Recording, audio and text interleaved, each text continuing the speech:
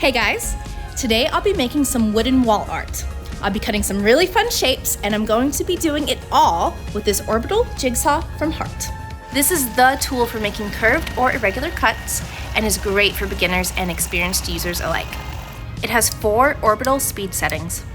When set to 3, the blade movement is slightly elliptical.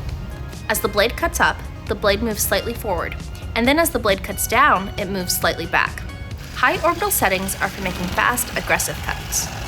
When set to 0, the blade moves straight up and down, no orbit. Use this setting for smooth, curved cuts.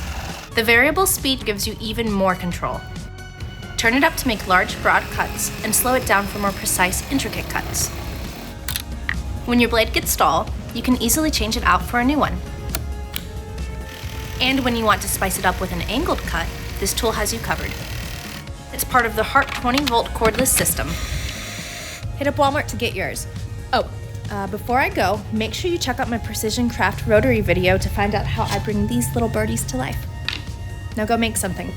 You got this.